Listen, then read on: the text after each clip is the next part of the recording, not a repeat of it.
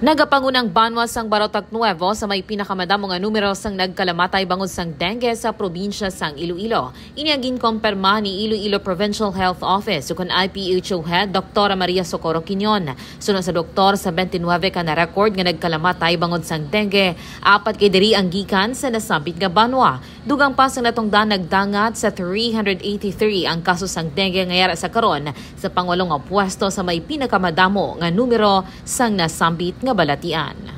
No, Barotac Nuevo 383 with 4 deaths amuning banwa naton nga may pinakadamo gid nga nagkalamatay among Barotac Nuevo. Sa karon nagdangat na sa 29 ang nagkalamatay bangod sang dengue sa probinsya sang Iloilo.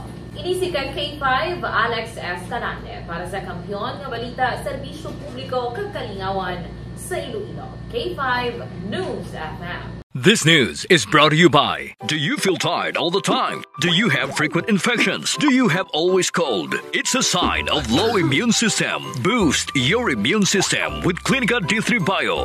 Antibacterial, natural antioxidant, immune system booster. Clinica D3 Bio has vitamin D3, lauric acid, and monolurine to fight against all viruses. Try Clinica Vitamin D3 with Coccus nocifera.